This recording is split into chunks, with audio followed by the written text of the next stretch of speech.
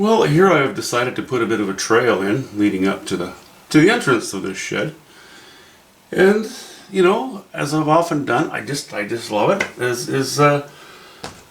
We'll have somewhat unhealthy vegetation catching light in some areas, and we will go into shadow more in the foreground. I love the drama. Love the yellow against the reds and purples. I love the yellow and reds and purples against the grays. I'm washing in with actually ultramarine blue right now, and a little bit of just a hint of alizarin crimson, and some raw umber just to dirty up the mix a little bit. I can, I have the option of cleaning it up when I paint the actual painting, but I think as a foundation, as a base, a little bit of raw umber in there, especially when you get towards the edge of the painting, is a good idea. So that's what I'm doing so far. I'm contemplating maybe a fence post or two in various places, maybe not. We'll see. I'm gonna wash this in. This so far is just yellow ochre, raw umber, and a bit of white. Now, of course, it's going to become much more intense once I have some sunlight on it. But I've gone much lower in value so far. When I get to the foreground, I'll probably go very low value. I know that I'm kind of killing the painting to start with, but that's what I do. I put in my lines, draw it out, and then the wash-in often is not always. Sometimes the wash-in looks great, and I hate to paint over it, but often the wash-in is just kind of a dirty, smudgy thing, and then I try to bring it to life after that again. So that's what I'm going to do. So we've painted this in now, and when I laid the sky in, I thought, there's a possibility. I could just have a soft, gentle, sort of silvery at the top, darker gray at the bottom. Might work, don't know.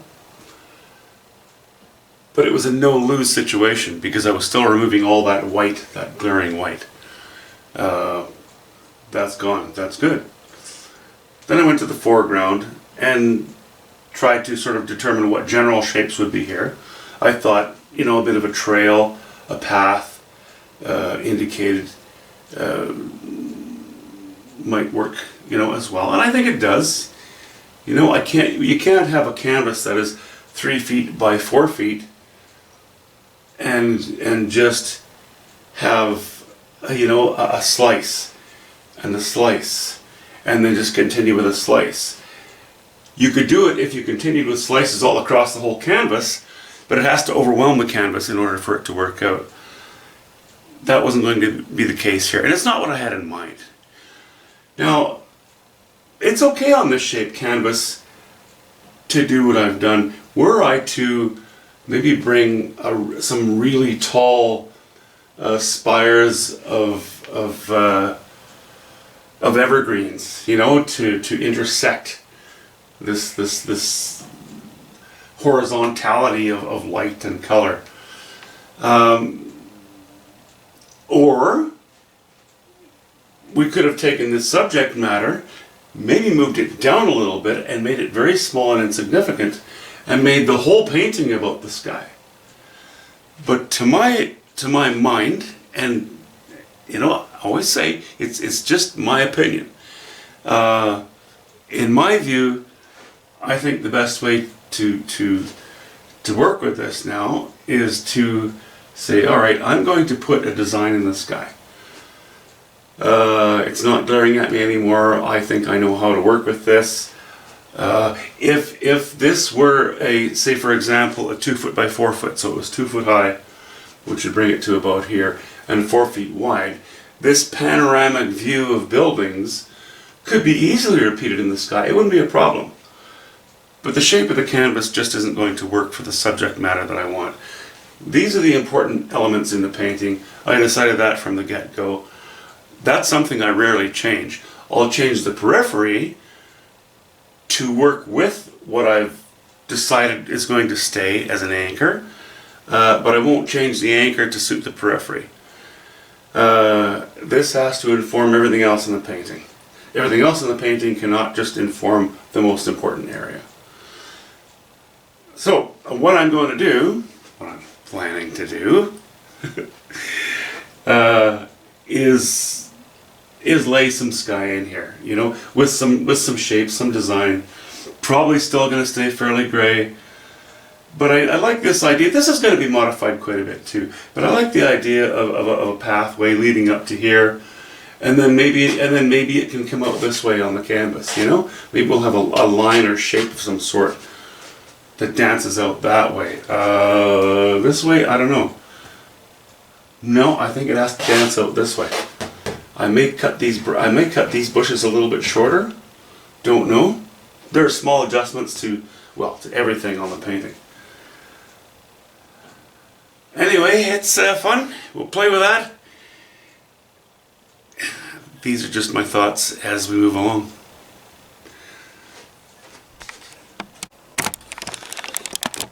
Oh yeah, I wanted to mention this too.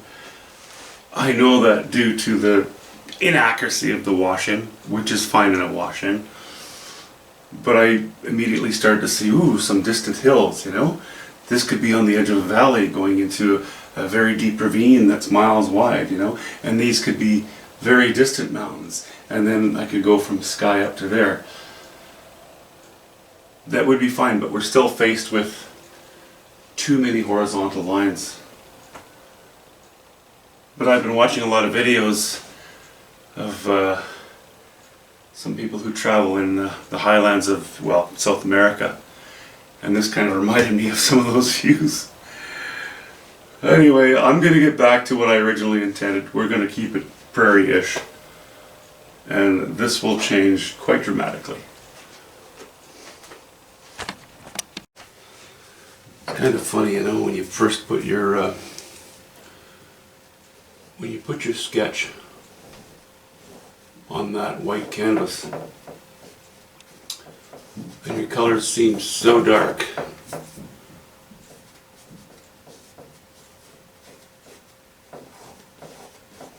Because they're against the white canvas. You think they're adequate.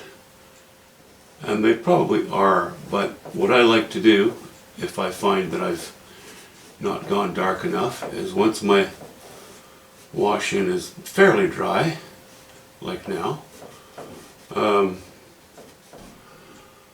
going right back into it with my ultramarine blue and raw umber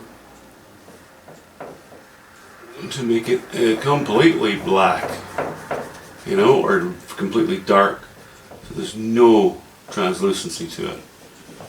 Doesn't seem like a big thing, but it is quite helpful to do.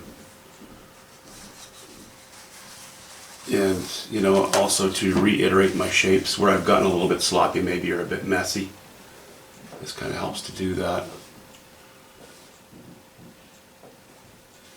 Okay, I think that's alright.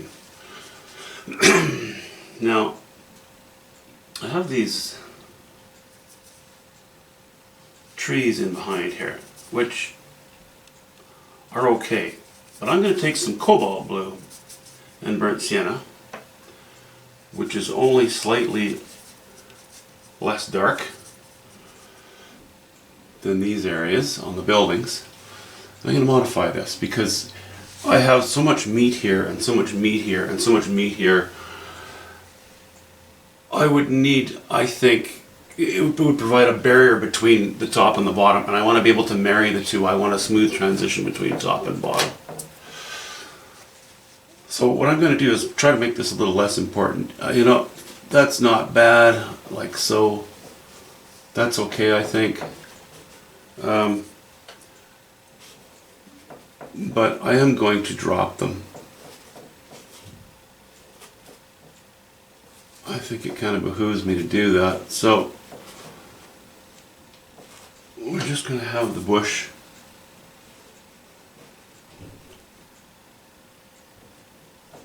sitting much lower. And I think I'm ending the fence there. I think I'm just going to allow this to be bush in behind here.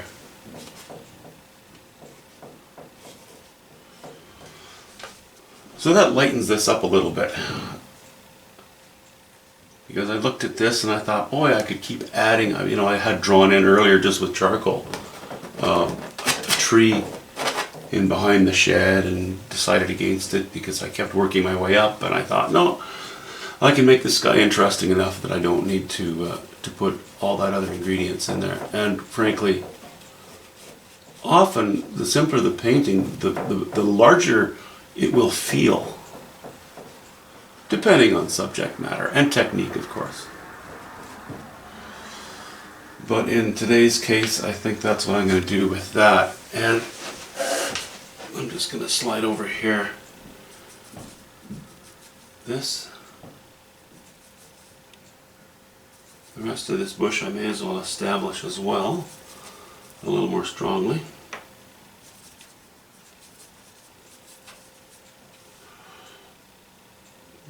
It's not bad.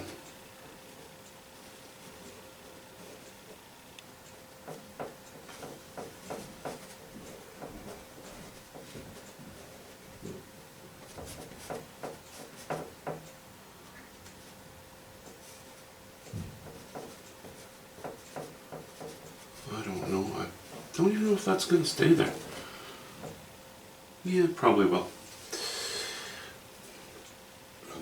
We have this stuff coming off the canvas, and not really that necessary to make this much darker. But while I'm at it anyway, I'll just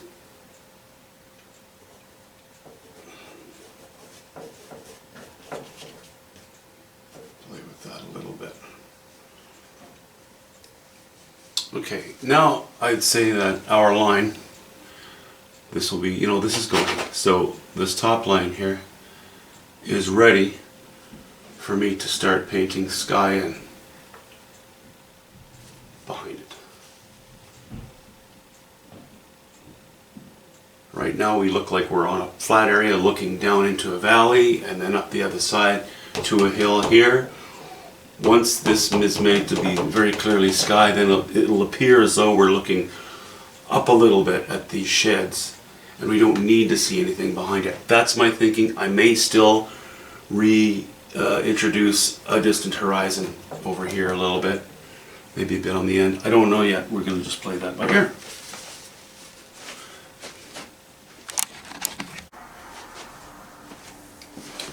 So I'm going to start filling in my gray here a little bit. In my washing I used a lot of cobalt blue and raw umber here. I cut back on the cobalt blue. I wanted to go more and more in the color of the ultramarine. So still a bit of cobalt blue in there, but not much.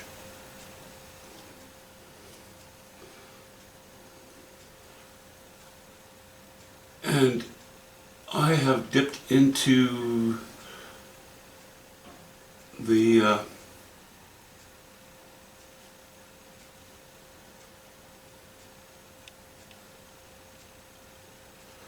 into a bit of linseed oil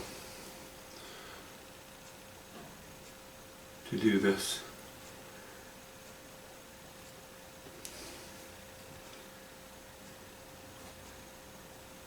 These little knobs that are sticking out here are the ends of strapping.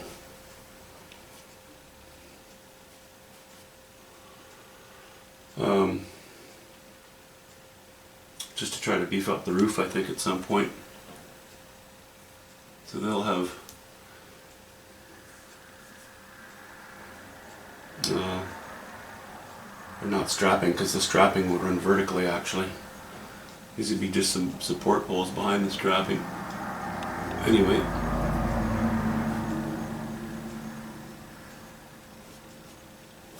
So I'm not going much higher in my value.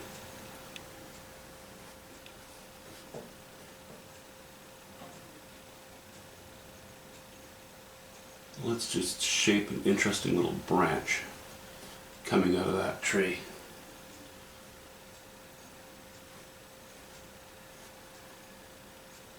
Um,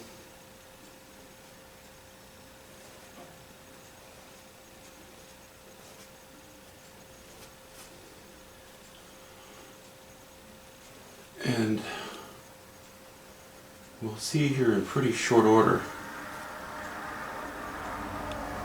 I think, the reward of doing away with this bit of bush here.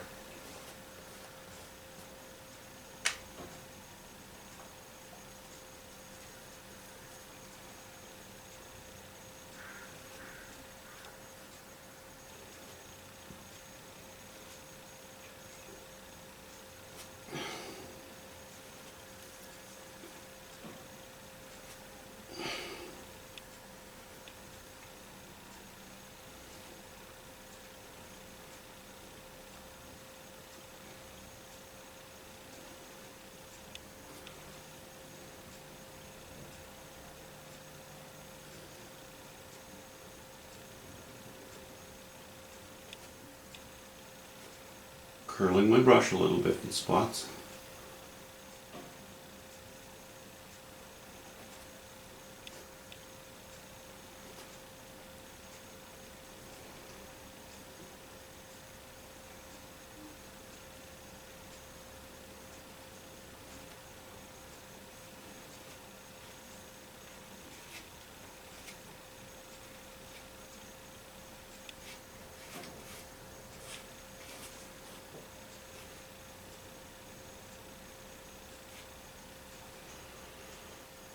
Okay.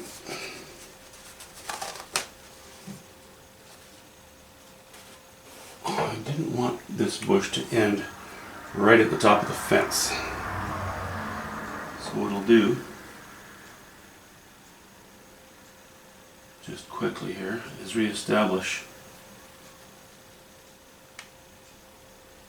a bit of a line of bush.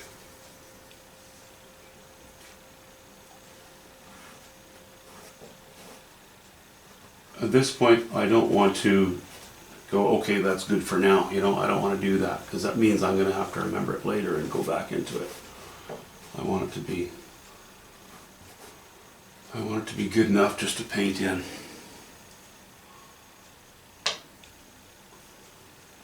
So if I make a mistake like that, I'll fix it right away.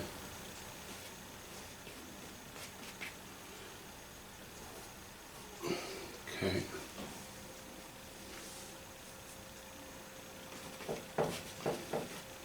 Okay, I should be switching to a bigger brush right away, so I'm just going to leave that until I'm using a bigger brush.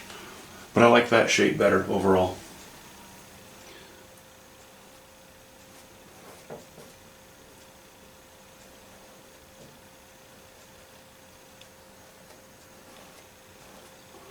I think I'm going to go up in value a little bit now. Whoops. Dipped into my turpentine. I didn't want to do that. I did not want to do that. A little bit of red sienna, a little more raw umber, a little bit of white.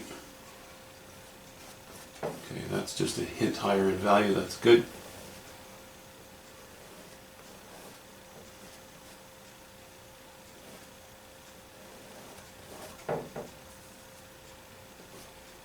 You know, this is the main attraction. So that's why my lines against it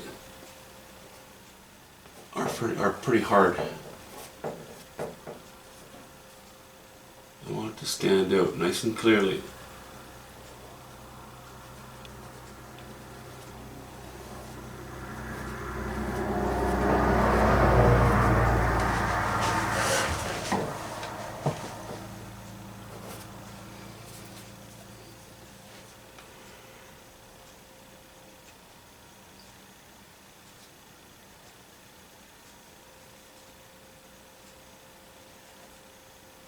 A couple of little irregularities. It's an old roof.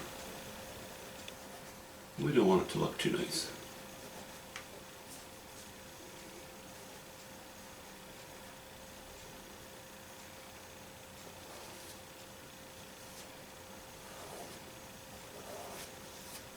I almost decided to use a brush, or almost decided to use a knife on this painting, but At the last minute I thought, no, I think I'll use a brush.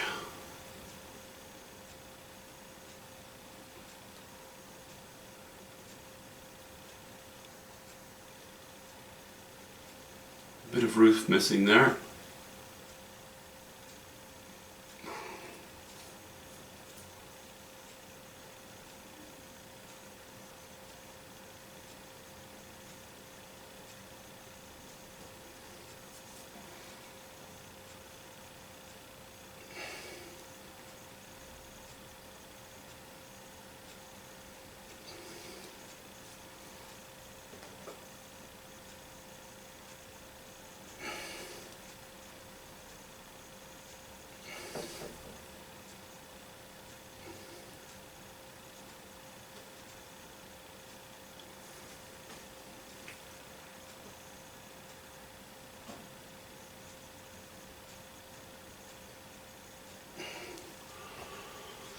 Okay.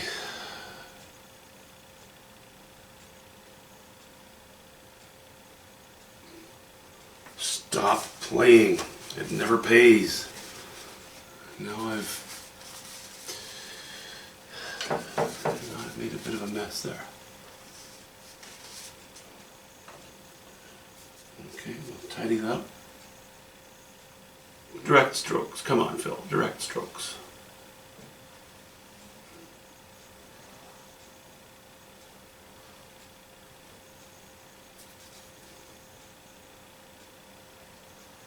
As you can see, I'm keeping some raw umber and ultramarine blue handy for just such an occasion when I get too fussy and start playing in a small area. Okay.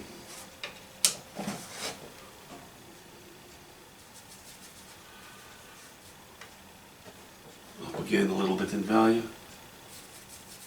Not much. That's a little too much.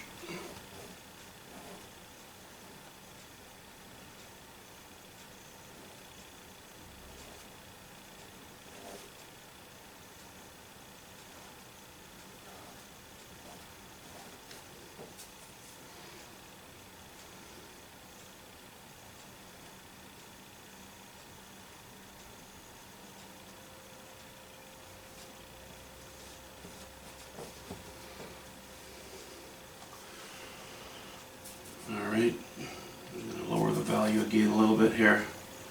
Very subtle changes, subtle differences, but they're fairly valuable to the painting.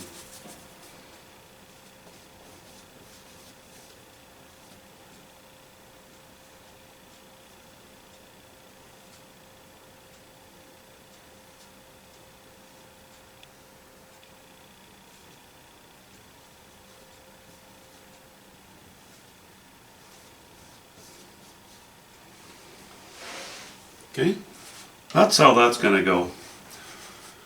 I'm just going to establish my entire top edge here. Then I'm going to start thinking about, okay, let's put some life in the sky. And because I'm going to try to put some life in the sky, I'm going to stand up when I paint that, at least to begin with. Because when you stand up, you do tend to be a little more vigorous with your strokes. I think that's it for now. We'll carry on after the weekend. Thanks for watching. Talk to you soon.